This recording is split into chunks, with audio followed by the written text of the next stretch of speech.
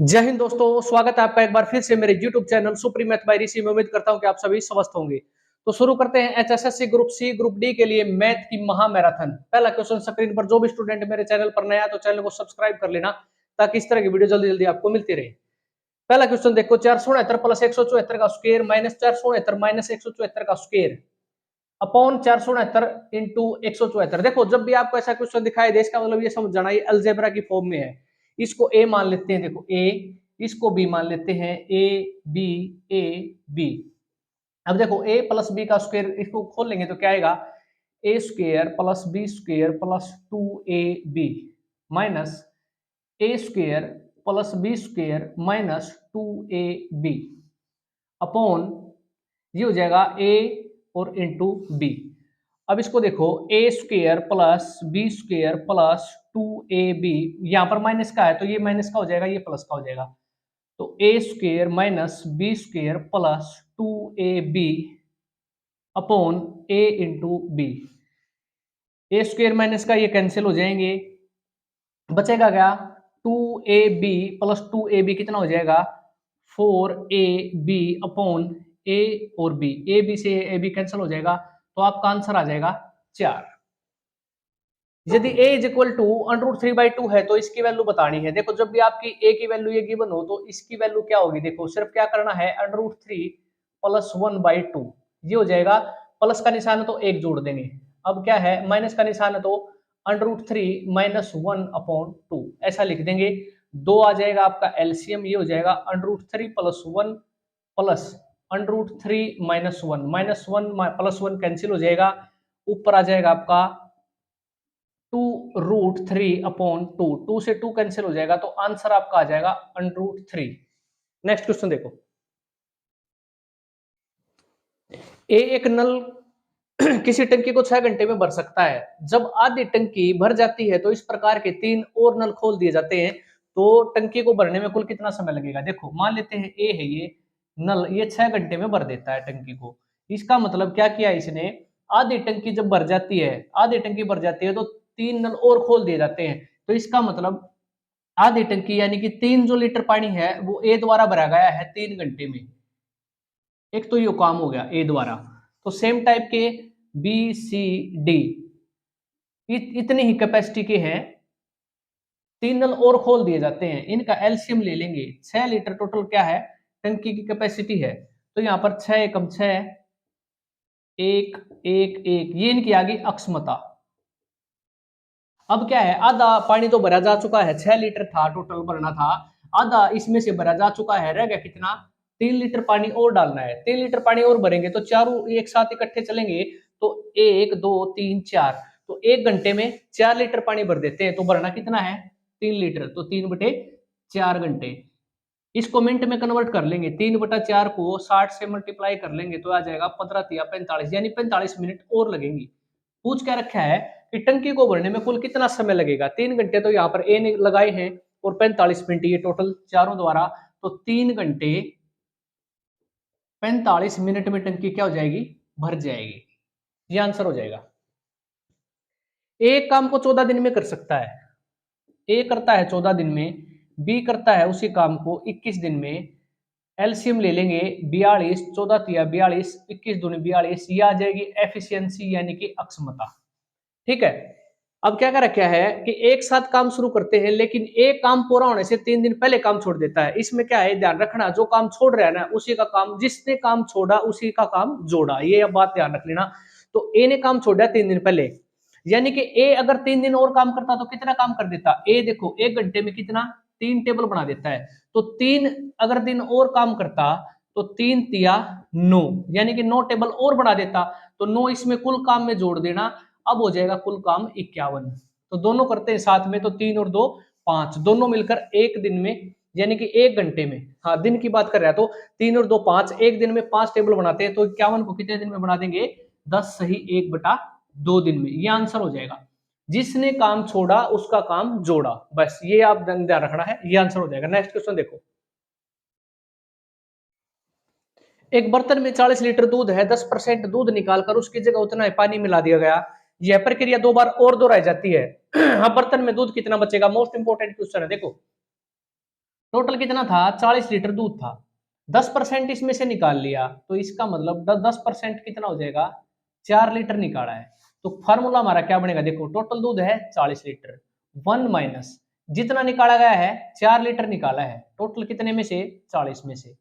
प्रक्रिया कितनी बार दोहराई गई, 2 बार और दोहराएगी, एक बार तो पहले और 2 बार फिर बाद में दोहराएगी, टोटल प्रक्रिया 3 बार दोहराई गई है।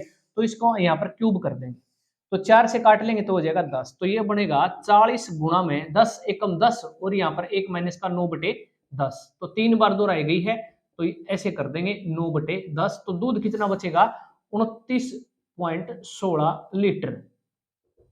ये आंसर हो जाएगा। ये इंपॉर्टेंट क्वेश्चन है, इसको याद कर लेना अच्छे से। एक दूधिया दूध में 20% पानी मिलाकर क्रय मूल्य पर बेचता है। देखो मान लेते हैं 1000 ग्राम दूध है और उसने बेच दिया कितने का, 1000 का ही बेच दिया, ठीक है, ये सेलिंग प्राइस है। लेकिन वो क्या करता है, 20% पानी मिलाता है, इसका मतलब उसने जो एक्चुअल जो दूध है उसकी मात्रा है वो 800 ग्राम उसने है, उसका वास्तविक दूध कह सकते हैं हम इसे, ठीक है। एक्चुअल में दूध कितना दिया है, 800 ग्राम, लेकिन पैसे कितने लिए हैं, 1000 के, 1000 में बेचा है, तो कितने का प्रॉफिट उठाया उसने, 200 ग्राम का, यानी 200 रुपए का प्रॉफिट उठाया है 800 पर। तो कितने परसेंट, तो गुणा में 100, 2 चौके 8, काटेंगे तो आ जाएगा 25% का उसने क्या किया है, प्रॉफिट लिया है। नेक्स्ट क्वेश्चन देखो, एक धन 6 साल में 2 गुना हो जाता है तो कितने साल में 10 गुना हो जाएगा। देखो 1 रुपया कितना हो जाता है, 2 रुपये हो जाता है, इसका मतलब ये अमाउंट है, तो इनका डिफरेंस ले लेंगे तो एक ये क्या है, साधारण ब्याज, 1 रुपया ब्याज का है। हो जाने का मतलब होता है कोई धन 2 गुना हो जाता है, 2 गुना होने का मतलब ये अमाउंट है, इसमें मिश्र धन है, इसमें ब्याज भी इंक्लूड होता है आपका। तो 1 रुपया ब्याज का मिल गया, तो देखो 6 वर्ष में 1 रुपया ब्याज का मिला है, ये ध्यान रखना है, 6 वर्ष में 1 रुपया ब्याज का है। बात कर रहा है कि 10 गुना कितने साल में होगा, यानी कि 1 से 10 गुना हो जाएगा, तो यानी कि 9 रुपये ब्याज के, तो 1 रुपया ब्याज का 6 साल में हो रहा है, तो 10 9 रुपये, 9 रुपये कितने साल में, 9 गुना, तो इसको भी हम क्या कर देंगे, 9 गुना 9 छिका चौवन, तो 54 साल में आपका हो जाएगा 10 गुना। दूसरा तरीका ये तो था सिंपल वाला, एक तरीका फार्मूला बता देता हूं, देखो यहां पर एक फार्मूला याद रख लेना, P-1 Q-1 इंटू टाइम। देखो 10 गुना हो जाएगा, P की वैल्यू जो निकालना है, P की वैल्यू है 10, तो 10 - 1 2 गुना हो जाता है, ये Q की वैल्यू है 2 गुना, तो 2 - 1 टाइम कितना, 6 वर्ष गिवन है, तो सीधा आंसर आ जाएगा, 2 में से 1 गया 1, 10 में से 1 गया 9, तो यहाँ पर 6 निमा 54, तो ये 54 वर्ष में। जो आपको इजी लगे ऐसे कर लेना, ठीक है, तरीका ये भी ठीक है, कोई दिक्कत नहीं है, समझ में आ जाएगा, इंपॉर्टेंट क्वेश्चन है। या फिर इसको याद है, कोई धन 6 साल में 2 गुना हो जाता है तो 10 गुना कितने साल में होगा, सिंपल सी बात है, 10 गुना 10 - 1 और 2 गुना हो जाता है 2 - 1 और गुणा में टाइम है, तो सीधा आंसर आ जाएगा। कोई धन 3 साल में 460 रुपए, 3 साल में 460 रुपए हो जाता है, इसका मतलब ये मिश्र धन है, ये बात ध्यान रखनी है आपने। और 5 साल में कितना हो जाता है, 500 रुपए। अब हम इनका डिफरेंस ले लें तो ये हो जाएगा 2 वर्ष में, अगर इनका डिफरेंस ले लेंगे तो ये आ जाएगा कितना, 40 रुपए। ये 40 रुपए क्या आ जाएगा, ये साधारण ब्याज आ जाएगा, इनका डिफरेंस ले लेंगे तो। ये बात ध्यान रखनी है, इंपॉर्टेंट क्वेश्चन है। 2 साल का ब्याज 40 रुपए है, तो 1 साल का कितना, 20 रुपए ब्याज हो जाएगा 1 वर्ष का। तो 1 वर्ष का ब्याज कितना है, 20 रुपए, ठीक है। तो निकालना क्या था, देखो ब्याज की दर निकालनी थी और एक मूलधन निकालना था। अब मूलधन यहां से निकल जाएगा, देखो 3 साल में 460 हो जाता है, यानी कि इसमें क्या है, ये मिश्र धन है, इसमें ब्याज भी है। ब्याज 1 साल का 20 रुपए है, तो 3 साल का कितना हो जाएगा, 60 रुपए। तो 460 में से 60 रुपए माइनस कर देंगे ब्याज के, तो 400 रुपए मूलधन आ जाएगा। एक तो आंसर ये आ गया, मूलधन 400 रुपए। दर निकालनी आपको आती है, ब्याज, ब्याज कितना है देखो, यहां से निकाल लेंगे, 60 रुपए ब्याज था 3 साल का, तो ब्याज गुणा में 100 बटे में मूलधन 400 रुपए गुणा में समय 3 साल में, ठीक है, 3 साल का ब्याज है ये 60 रुपए, काट देंगे इससे, तो ये कटेगा 3 दूनी 6, 0 4 5 20, तो 5% रेट ऑफ इंटरेस्ट आ जाएगी, सिंपल सा है, ठीक है। 3 साल में इतना, 5 साल में इतना, डिफरेंस ले लेंगे तो 2 साल का ये ब्याज आ जाएगा। 1 साल का आपने निकाल लेना है, 20 रुपए ब्याज है। 3 साल में राशि 460 हो जाती है, यानी मिश्रधन है तो 3 साल का ब्याज कितना, 1 साल का 20 है तो 3 दूनी 6, यानी कि 60 रुपए। 60 रुपए ब्याज के तो मूलधन यहाँ से आ गया, दर यहाँ से निकाल लेना। नेक्स्ट क्वेश्चन देखो। एक छात्र को पास होने के लिए 33% अंक चाहिए हैं। 125 अंक प्राप्त करके 40 अंकों से अगर वो फेल हो जाता तो परीक्षा के अधिकतम अंक बताने। देखो 125 अंक उसने प्राप्त कर लिए, अगर वो 40 अंकों से फेल हो रहा है, अगर वो 40 और ले लेता अंक तो पास हो जाता, यानी कि 165 अंक क्या है पास होने के लिए चाहिए है। और 165 अंक पास होने के लिए चाहिए है तो 33% अंक क्या है, ये परसेंटेज दे रखा है। तो कहने का मतलब है 33% किसके बराबर दे रखा है, 165 के पास होने। 1% किसके हो जाएगा अपॉन 33, और 100% अधिकतम अंक यानी कुल अंक ज्ञात करनी है तो गुणा में 100, 5 से कट जाएगा तो कुल अंक आपके अधिकतम अंक आ जाएंगे 500 अंक। ऐसे निकाल देंगे इसे। ये क्वेश्चन बहुत बार पूछा जाता है एग्जाम में, बहुत बार, कोई मेरे ख्याल से 10-15 बार पूछा जा चुका है। यदि आयकर की दर 19% बढ़ जाती है, देखो इनकम टैक्स ऐसे लिख लेना, इनकम टैक्स की दर अगर 19% बढ़ जाती है तो इनकम यानी कि नेट इनकम 1% कम हो जाती है। बस ऐसे कर लेना, 100 से 100 कैंसिल, तो यह आ जाएगा income tax upon net income is equal to 1/19। ठीक है, एनआई नीचे ले आएंगे, इसको यहाँ ले जाएंगे। ठीक है, अब देखो 1 रुपया ब्याज का है, ये नेट इनकम टैक्स कितना है, 1 रुपया ब्याज का है, टोटल कितने पर 19 और 1 इसको जोड़ देना 20, बस। तो 1/20 कितने परसेंट होता है, 5%। ये आंसर हो जाएगा, एग्जाम में पूछा जाएगा, सीधा ध्यान रखना है, ऐसे लिख लेना। कई बार बच्चे इसमें पजल हो जाते हैं तो ऐसे निकाल लेना, इनकम टैक्स 19% कम है तो नेट इनकम 1% कम हो जाती है, बढ़ जाता बढ़ने के बाद। ठीक है, तो यहां से ऐसे निकालेंगे तो 1 रुपया इनकम टैक्स का है, टोटल कितने पर 19 और 1 20 पर, तो एक इनकम टैक्स है 20 रुपए पर, तो कितने परसेंट 5%। नेक्स्ट क्वेश्चन देखो, ग्राहक के लिए कौन सी छूट फायदेमंद होगी। देखो मान लीजिए ये मार्कर है, इस मार्कर पर क्या है 20% डिस्काउंट और एक 15% का डिस्काउंट, दो डिस्काउंट दिए जाते हैं। और दूसरा डिस्काउंट हमारा देखो 10% और 25%, तो ये बताना इनमें से कौन सा डिस्काउंट बढ़िया है। तो देखो आपने पता है कि एकल छूट हम कैसे निकालते थे, लेकिन इस क्वेश्चन को ट्रिक से निकाल लेंगे। तो ट्रिक से निकालने का क्या है तरीका है, देखो इसको मल्टीप्लाई कर दो, 15 दूनी 30, तो ये हो जाएगा 300, इसको मल्टीप्लाई करेंगे तो 250, जिसका गुणनफल सबसे कम आए ना वो छूट फायदेमंद होती है 250, तो ये आंसर हो जाएगा। अगर इसको निकाल कर देखना चाहे तो देखो 20 और 15, तो 20 plus 15 minus 20 into 15/100, successive discount ऐसे निकालते थे।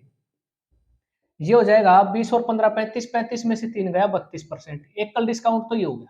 अब इसका निकाल लेते हैं, तो 10 प्लस 25 माइनस 10 इंटू 25/100, 0 से 0, ये हो जाएगा 35, 35 में से गया 2.5, तो ये हो जाएगा कितना, इसमें से माइनस कर दो तो ये आ जाएगा आपका 2.5, यानी कि 5 और ये 4 में से 2 गया 2 और ये 3, ये 32.5% डिस्काउंट। अब देखो एक डिस्काउंट दे रहा है वो 32% का, एक डिस्काउंट दे रहा है 32.5% का, इसका मतलब ये ज्यादा डिस्काउंट अच्छा है, तो इसलिए आंसर आपका ये था। लेकिन आपने ये करके नहीं देखना है, ये गलत तरीका हो जाएगा। मल्टीप्लाई कर दो, जिसका गुणनफल सबसे कम आए वही आंसर हो जाएगा। एक दुकानदार विक्रय मूल्य पर 14 से 2.7% का लाभ कमाता है, उसका वास्तविक लाभ बताएं। देखो वास्तविक लाभ बताने का मतलब है कोई भी चीज कैलकुलेट किया जाता है लाभ और हानि को हमेशा क्रय मूल्य पर, तो ये विक्रय मूल्य पर लाभ ले रहा है 14 सही 2/7% को अगर हम लिखें तो 1/7 होता है। 7 का मतलब तो ये हो जाएगा सेलिंग प्राइस, 1 रुपए का ये हो जाएगा लाभ, यानी 7 रुपए में बेचने से 1 रुपए का लाभ ले रहे हैं वो, तो इसका मतलब लाभ इसमें से माइनस कर देंगे तो 6 रुपए आ जाएगा उसका कॉस्ट प्राइस, और कॉस्ट प्राइस पर ही हम लाभ और हानि को निकालते हैं वास्तविक, तो 1/6, 1 रुपए का लाभ 6 रुपए पर, ये हो जाएगा तो गुणा में 100, 16 सही 2/3% प्रॉफिट हो जाएगा एक्चुअल में उसका। नेक्स्ट क्वेश्चन देखो, दो समान ऊंचाई की मोमबत्तियां एक साथ जलाई जाती हैं, पहली मोमबत्ती 8 घंटे पूरी जल जाती है, दूसरी 6 घंटे में पूरी जल जाती है, तो जलाए जाने के कितने समय के बाद पहली और दूसरी मोमबत्ती की ऊंचाई का रेशियो 2:1 हो जाएगा। देखो इंपॉर्टेंट क्वेश्चन है, पहली मोमबत्ती है मान लीजिए ए है, ये मोमबत्ती पूरे 8 घंटे में जल जाती है, दूसरी मोमबत्ती बी है, ये 6 घंटे में पूरी जल जाती है, तो इनका एलसीएम ले लेंगे 24, तो ये आ जाएगी ऊंचाई, मान लेते हैं 24 सेंटीमीटर मोमबत्ती की ऊंचाई है दोनों की, ठीक है। तो 8 तिया 24 और 6 चौका 24, ये जलने की अक्षमता आ गई, यानी कि 1 घंटे में पहली मोमबत्ती 3 सेंटीमीटर जल जाती है, दूसरी मोमबत्ती 4 सेंटीमीटर जल जाती है 1 घंटे में। अब देखो इनकी ऊंचाई कितनी रह जानी है, 2:1 में रह जानी है, ये हमने बताना है। देखो मान लीजिए टोटल ऊंचाई थी मोमबत्ती की पहले वाली की 24, मान लीजिए 1 घंटे में 3 जलती है, तो टी समय तक ये जलती रहेगी। दूसरी मोमबत्ती ऊंचाई 24 है, 4 1 घंटे में जल जाती है, तो टी समय तक ये जलती रहेगी। तो इनका रेशियो 2:1 में कब हो जाएगा, तो टी की वैल्यू यहां से आराम से निकाल लेंगे। देखो निकालेंगे तो 24 आ जाएगा, 24 minus 3t is equal to 24 दूनी 48, ये हो जाएगा 48 माइनस 2 चौके 8t। यहां से 24 को इधर ले जाएंगे तो ये बचेगा 24, यहां पर निकाल देता हूं, ये आ जाएगा 24 इज इक्वल टू, इधर ले आएंगे इसको तो ये आ जाएगा 5t।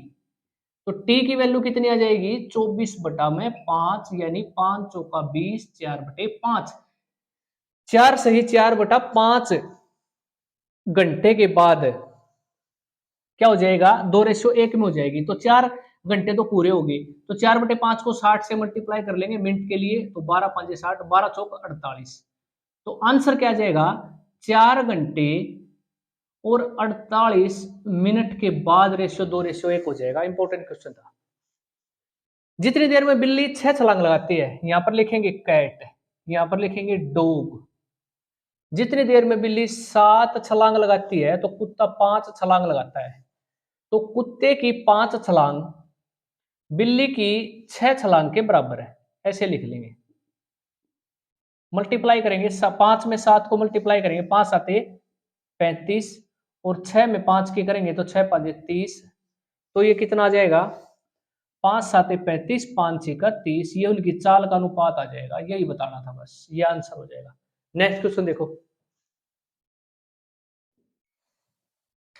A/B 2:3, 2:3 दे रखा है, B/C है 4:5, तो A/C क्या होगा, देखो ट्रिक से करेंगे इसको। A/B कितना था, देखो यहाँ पर ले लेते हैं 2:3, तो B रेशो कितना है, देखो B यहाँ पर आया है AB, तो B की जगह B लिखेंगे 4:5, तो ABC का आ जाएगा सीधा, 2 को इससे गुणा करेंगे, इसको फिर इससे करेंगे, और इसको फिर इससे गुणा, ट्रिक से कर लेंगे। 2 चौके 8, 3 चौके 12, और 3 पंजे 15, यह आ जाएगा आपका A B और C का रेशियो। बताना क्या था, A और C का, A कितना है 8, C कितना है 15, तो 8:15 आपका आंसर हो जाएगा। मोहन और राम की मासिक आय का अनुपात 2:3 है। 2x और 3x, ये है क्या, ये है मोहन और ये है राम। आय का अनुपात दे रखा है, खर्च का अनुपात 3:5 है। यदि वे दोनों 500 रुपए, यानी प्रत्येक मोहन भी 500 रुपए और राम भी 500 रुपए बचाता है, तो यहां पर क्या करेंगे, देखो ये तो क्या है आय, इसमें से अगर हम खर्च घटा देंगे 500 रुपए, सॉरी 500 रुपए क्या है बचाते हैं, तो इसमें से बचत माइनस कर देंगे, तो आपका खर्च का अनुपात आ जाएगा 3/5। तो यहां से x की वैल्यू निकालने में आसानी हो जाएगी। 10x 2500 बराबर है 9x 1500, यहां से x की वैल्यू कितनी आ जाएगी 1000। बताना क्या था, राम की मासिक आय कितनी थी 3x, इसको x की वैल्यू 1000 है, तो आंसर आ जाएगा 3000। पूछता अगर मोहन की आय कितनी है तो 1000, तो इसको भी क्या कर देते 2x, x की वैल्यू 1000 रखने के बाद आ जाता आंसर 2000। नेक्स्ट क्वेश्चन देखो, 2 वर्ष के चक्रवृद्धि ब्याज और साधारण ब्याज का अंतर है 8 रुपए, 3 साल के साधारण ब्याज और चक्रवृद्धि ब्याज का अंतर है 25 रुपए। तो दर ज्ञात करनी है, मोस्ट इंपोर्टेंट क्वेश्चन है, ट्रिक से करेंगे इसको, देखते ही आंसर निकाल देना। देखो 3 साल का डिफरेंस दे रखा है कितना, साधारण ब्याज और चक्रवृद्धि ब्याज का 25 रुपए, और 2 साल का दे रखा है कितना डिफरेंस है, साधारण ब्याज और चक्रवृद्धि ब्याज का 8 रुपए। 8 का पैड़ा आपने शुरू करना है, 8 एक 8, 8 दूनी 16, इस 25 के नजदीक लेकर जाना है, यानी कि इससे ज्यादा नहीं होना चाहिए, इससे कम। तो 8 को अगर हम 3 बार गुणा करते हैं तो 8 तिया 24, ज्यादा नहीं लेकर आना, कम लेकर आना, ठीक है, इससे कम रखना है। तो 8 तिया 24, कितना डिफरेंस है 1 रुपए का। तो 1 रुपया ब्याज है 8 रुपए पर, 12 सही 1/2%, सीधा आंसर आ जाएगा। देखते हैं आंसर। 2 वर्ष का चक्रवृद्धि ब्याज 104 रुपए है और साधारण ब्याज 100 रुपए है। तो मैंने करवाया था कंपाउंड इंटरेस्ट में, ये होता है पी, ट्री मेथड है ये हमारा। देखो 2 साल का साधारण ब्याज, पहले साल कितना है 50 रुपए ब्याज, दूसरे साल भी कितना होगा 50 रुपए ब्याज। लेकिन चक्रवृद्धि ब्याज क्या होता है, दूसरे साल पहले साल की अपेक्षा ज्यादा होता है। ठीक है, हर साल अलग अलग होता है उसका। तो यहाँ पर क्या है, देखो 50 रुपए है तो दूसरे साल यहाँ पर क्या रहा होगा 4 रुपए। तो टोटल ये कंपाउंड इंटरेस्ट होता था 104 रुपए। ये 2 साल का साधारण ब्याज हर साल बराबर होता है साधारण ब्याज, लेकिन चक्रवृद्धि ब्याज ऐसा नहीं होता।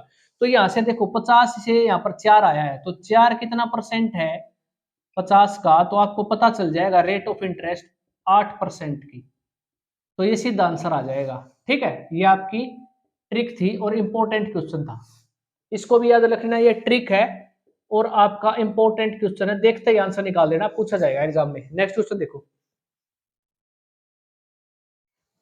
किसी धनराशि पर 9 वर्ष का 3% वार्षिक साधारण ब्याज की दर पर साधारण ब्याज 729 है, तो मूलधन ज्ञात करें। देखो 9 वर्ष का 3 साल 3% दर से है, तो 3 को अगर 3% रेट ऑफ इंटरेस्ट है और 9 साल लगातार साधारण ब्याज में बराबर होता है, तो 9 तिया 27, इसका मतलब टोटल हम कह सकते हैं 27% क्या हो जाएगा ब्याज का हो जाएगा, साधारण ब्याज का। ठीक है, तो 27% की वैल्यू दे रखी है, साधारण ब्याज कितना दे रखा है 729, तो 1% कितना बटे में 27 और 100% कितना, तो गुणा में 100, तो 27 से कटेगा 27 पर, तो आंसर आ जाएगा 2700 रुपये मूलधन,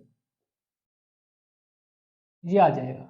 ठीक है, अदरवाइज आपको फार्मूला पता है, साधारण ब्याज दे रखा है, साल दे रखा है, दर दे रखी है, तो आप आसानी से मूलधन निकाल सकते हो। ब्याज देखो फार्मूला क्या था, ब्याज 729, ब्याज गुणा में 100 बटे में दर 3% समय 9 काटेंगे तो भी 2700 आ जाएगा, आंसर वही आना है। ये भी आसान है, ये भी आसान है, जो आपको इजी लगे उससे कर लेना। एक रेल 72 किलोमीटर प्रति घंटा की गति से किसी खंभे को 3 सेकंड में पार करती है, तो रेल की लंबाई ज्ञात करनी है। देखो यहाँ पर किलोमीटर दे रखा है 72, तो 72 किलोमीटर है, इसको हम 5/18 से मल्टीप्लाई करके मीटर पर सेकंड में ले आएंगे, तो आंसर 20 मीटर पर सेकंड गति आ जाएगी। आपको पता है चाल गुणा में समय, चाल गुणा में समय क्या होता है दूरी। चाल हमारी कितनी है 20 मीटर पर सेकंड है, समय कितनी सेकंड में 3 सेकंड में पार कर लेती है, तो 60 मीटर आ जाएगी उसकी रेल की लंबाई, आंसर। नेक्स्ट क्वेश्चन देखो, अंडरूट 1+x/961 अगर 32/31 है तो x की वैल्यू क्या होगी। मैंने शॉर्ट जो मैं ट्रिक बताता हूँ, शॉर्ट वीडियो मैंने उसमें भी करवाया था, इसको मैं तरीका बताता हूँ करने का। देखो यहाँ पर डिफरेंस देख लेना कितना है, 32 और 31 का डिफरेंस 1 है, तो बस इनको जोड़ देना, आंसर आ जाएगा 63। अब ये आता कैसे है, अब देखो दोनों तरफ स्क्वायर कर देंगे, मैं बताता हूँ पूरा, दोनों तरफ करो स्क्वायर, ये हो जाएगा स्क्वायर से अंडर कैंसिल हो जाएगा, यहाँ पर बचेगा क्या 1+x/961 इज इक्वल टू 32 × 32 बटे में 31 × 31। ठीक है, अब क्या करेंगे, एक को इधर ले जाएंगे, ये हो जाएगा माइनस का, तो x/961 इज इक्वल टू 32 का स्क्वायर 31 का स्क्वायर -1, तो यहाँ से क्या आ जाएगा x/961 इज इक्वल टू, ये हो जाएगा एलसीएम ले लेंगे यहाँ पर, एक क्या हो जाएगा 31 का स्क्वायर, तो ये हो जाएगा देखो 31 से गया तो ये आ जाएगा 32 का स्क्वायर माइनस 31 का स्क्वायर, तो ये किस फॉर्म में बन जाएगा ए स्क्वायर माइनस बी स्क्वायर की फॉर्म में बन जाएगा, इससे आपका ये कैंसिल हो जाएगा, तो x is equal to 32 + 31 a + b। देखो A square minus B square क्या होता है, ये होता है a + b और a - b, तो इसी फॉर्म में लिख देंगे इसको 32 - 31, तो ये होता है 1 और इसको जोड़ने से आएगा आपका 63, तो x की वैल्यू 63। तो मैंने शॉर्ट वीडियो में भी एक क्वेश्चन करवाया था, इंपॉर्टेंट क्वेश्चन है। ठीक है, ट्रिक क्या थी इस क्वेश्चन की, अगर इनका डिफरेंस 1 आता है तो सीधा इसका क्या कर देंगे जोड़ देंगे, तो 63 आंसर आ जाएगा। ठीक है, तो मैंने यहाँ पर डिटेल में बता दिया।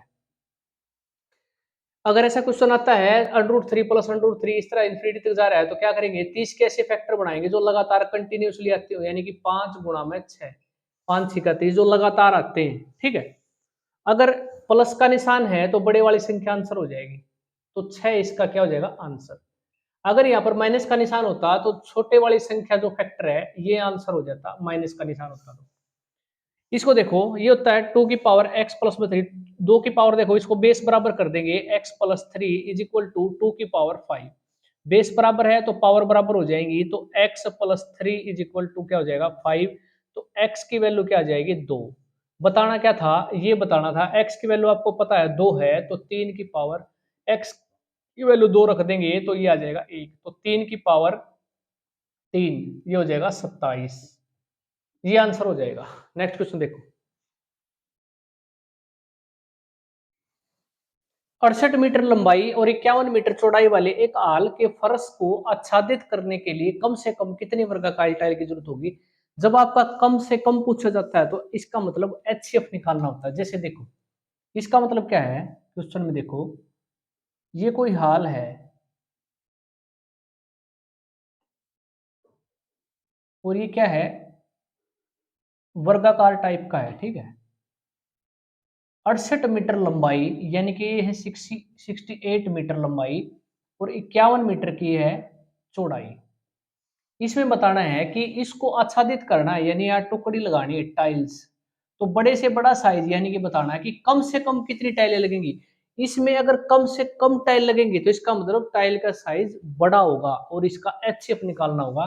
तो ये बताना है इस एरिया को अगर हम कवर करें तो कितनी टाइल की जरूरत होगी।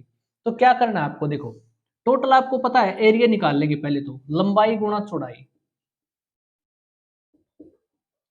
ये आपका एरिया आ जाएगा कितना, 68 गुणा में 51। अब आपको पता होना चाहिए कि एक टाइल का साइज कितना है, कितने बाई कितने की टाइल है, तो इसका एचसीएफ निकाल लेंगे, 51 और इसका 68 का। तो आपको एचसीएफ निकालना आता होगा, मैं एक बार फिर बता देता हूँ। 68 को बड़ी संख्या को छोटी संख्या से भाग कर देंगे और तब तक भाग करते रहेंगे जब तक कि जीरो ना आ जाए। तो 17 है तो इसको फिर भागफल, और ये आ जाएगा इसमें, सॉरी 51 से काट दिया, 51 एकम 51, ये बचा 7, 6 में थे 5 का 1, 17 तिया 51, तो बची कितनी जीरो।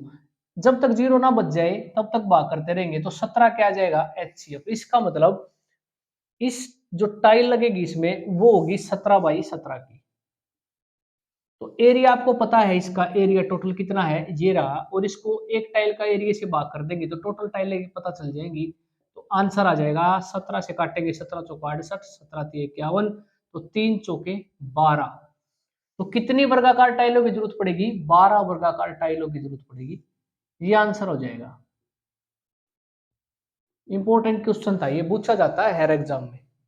अब ये देखो, दो संख्याओं का गुणनफल 1280 है, उनका एचसीएफ 8 है, तो एलसीएम क्या होगा। मैंने एक फार्मूला बताया था, पहली संख्या दूसरी संख्या गुणा करेंगे एलसीएम गुणा में एचसीएफ।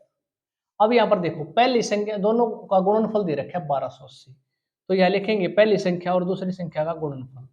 एल एचसीएफ कितना दे रखा है 8, तो यहाँ पर एलसीएम हमने निकालना है, एचसीएफ दे रखा है 8, तो एलसीएम कितना आ जाएगा देखो 160। 8 से भाग करेंगे, 8 एकम 8, 8 से 48, तो ये आंसर हो जाएगा। दो संख्याएं 4:5 के अनुपात में है, उनका एलसीएम अगर 120 है तो संख्याएं ज्ञात करनी है। देखो संख्याएं अगर 4 हैं और ये 5 है तो इनका एलसीएम कितना हो जाता, 4 और 5 का एलसीएम 20, लेकिन अकॉर्डिंग टू क्वेश्चन कितना दे रखा है 120, कितने गुना 6 गुना। तो संख्याएं ज्ञात करनी है तो इनको भी हम क्या कर देंगे 6 गुना कर देंगे, 6 चौका 24, तो संख्या आएगी पहले वाली 24, इसको मल्टीप्लाई करेंगे 6 से तो ये आ जाएगा 30। तो संख्याएं कौन सी हो जाएंगी, एक 24 है और एक 30 है, ये आंसर हो जाएगा। ठीक है, ये मोस्ट इंपॉर्टेंट क्वेश्चन है जो मैं करवा रहा हूं। ठीक है, नेक्स्ट क्वेश्चन देखो, चीनी के मूल्य में 20% की कमी होने पर एक खरीदार 160 रुपए में 8 किलोग्राम चीनी अधिक खरीद सकता है। तो कमी होने से पहले चीनी का मूल्य क्या था, most most most important question है। देखो ट्रिक से करेंगे इसको, 20% की कमी, 20 लिखेंगे ऊपर और 100 में से कम करके लिख देंगे नीचे। 20% की कमी, 100 में से 20% गया कितना 80। ये बात समझ में आ गई यहाँ तक। 160 रुपए में ये लिखेगी ऊपर 160 रुपए में। जो भी वो सामान कम या ज्यादा खरीदती है या खरीदता है वो लिखेंगे नीचे। तो सीधा आंसर आ जाएगा इससे आपका। 20 से काटेंगे तो 20 चौका 80, 4 से काटेंगे तो 4 चौके 16, जीरो, 8 से काटेंगे तो 8 पाँचे 40, यानी कि 5 रुपये प्रति किलोग्राम का रेट था चीनी का कमी होने से पहले। ठीक है, अगर वो पूछता 20, अब वर्तमान मूल्य क्या है, तो वर्तमान मूल्य 20% कम हो जाएगा इसका। तो 20% कम, तो 5 है जो, उसका 20% कम करेंगे तो 80 बटे में 100, जीरो से जीरो, 5 से 5 दूनी 10, 2 चौका 8, तो ये हो जाता 4 रुपये प्रति किलोग्राम मूल्य। ये हो जाएगा वर्तमान मूल्य। और कमी होने से पहले का मूल्य आपका ट्रिक मैंने बता दी, सीधा आंसर आ जाएगा। मोस्ट इंपोर्टेंट क्वेश्चन, ऐसा कोई एग्जाम नहीं है जिस एग्जाम में ये क्वेश्चन ना पूछा गया हो। एक धावक 200 मीटर की रेस 24 सेकंड में पूरी करता है तो उसकी चाल किलोमीटर प्रति घंटा में बतानी है। तो मैंने क्या बताया था 200 मीटर की रेस है और कितने सेकंड में, 24 सेकंड में। तो जब भी आपको मीटर पर सेकंड से किलोमीटर पर सेकंड में लेकर आना होता है तो हम क्या करते हैं, 18/5 से मल्टीप्लाई कर देते हैं। तो 6 तिये 18, 6 चौका 24, 4 से 5 चौका 20, ये आ जाएगा 10, तो 30 किलोमीटर प्रति घंटा, ये आपका आंसर हो जाएगा। ठीक है, 6 चौका 24, 6 तिये 18, 5 चौका 20, 20 से काटेंगे तो 20 एकम 20, जीरो, 3 30। ठीक है, ऐसे निकाल लेंगे। जब भी हम मीटर पर सेकंड से किलोमीटर प्रति घंटा में अगर चेंज करते हैं तो 18/5 से मल्टीप्लाई कर देते हैं। और जब हम किलोमीटर प्रति घंटा से मीटर पर सेकंड में कन्वर्ट करते हैं स्पीड को, तो 5/8 18 से गुणा कर देते हैं। ये देख लेना। अब ये क्वेश्चन देखो, एक समबाहु त्रिभुज की ऊंचाई 15 सेंटीमीटर है तो क्षेत्रफल ज्ञात करना है। समबाहु त्रिभुज आपकी ये होती है, देखो, जिसकी जिसकी भुजाएं बराबर होती हैं तीनों। ठीक है, और आपको ऊंचाई दे रखी है। ऊंचाई क्या होती है इसकी समबाहु त्रिभुज की, √3/2a, ये दे रखा है 15। ठीक है, तो एरिया निकालना है। एरिया इसका क्या होता है, 1/2 आधार गुणा में ऊंचाई। अब देखो ऊंचाई तो गिवन है आपके पास, कितनी है 15, लेकिन आधार नहीं पता, यानी कि इसकी भुजा नहीं पता हमें कितनी है। भुजा यहां से पता चल जाएगी। तो ये हो जाएगा a = 15 गुणा में 2/√3, तो ये हो जाएगा 30/√3। हर का परिमेयकरण कर देंगे, √3 से गुणा, √3 से भाग, तो ये हो जाएगा a = ये बन जाएगा 3, 3 से काटेंगे तो ये हो जाएगा 10√3। भुजा पता चल गई हमें कितनी है, ये है 10√3। तो इसमें रख देंगे 1/2, एरिया निकालना है। आधार आपका हो जाएगा 10√3, ऊंचाई हो जाएगी 15, 2 से काटेंगे 2 5 10, 15 5 75, तो 75√3 ये एरिया आ जाएगा और ये आपका आंसर हो जाएगा। तो दोस्तों आज की क्लास हमने बहुत सारे क्वेश्चन कंप्लीट कर लिए हैं और उम्मीद करता हूँ आपको ये क्लास बहुत ही ज्यादा पसंद आएगी। पहले वाली क्वालिटी में थोड़ा सा डिफरेंस है, पहले मैं 4K में बनाता था, अब मैंने ये जो वीडियो बनाई है ये आपकी 1080 में बनाई है। ठीक है, तो इसमें थोड़ी सी आपको क्वालिटी में थोड़ा सा डिफरेंस देखने को मिलेगा। उसमें जो है ना, जो 4K में बनाता था ना, 4K में क्या होता था, ज्यादा जीबी की बनती थी वो, उसमें अपलोड करने में दिक्कत आती थी। इसलिए कुछ बच्चे बार बार कमेंट कर रहे थे कि सर जो है 20 या 15 मिनट की क्लास नहीं होनी चाहिए, हमारी ज्यादा से ज्यादा लंबी क्लास बनाओ जिसमें ज्यादा क्वेश्चन कवर कर सके। तो मैंने ज्यादा क्वेश्चन कवर करने के लिए मैंने ये वीडियो बनाई है। तो उम्मीद करता हूँ सारे के सारे इंपॉर्टेंट क्वेश्चन मैंने करवाए हैं। अगर आप ये कर लोगे तो मेरा वादा है आपसे, एग्जाम में आपको निराश नहीं होगा, निराशा का सामना नहीं करना पड़ेगा, ये मेरा प्रॉमिस है।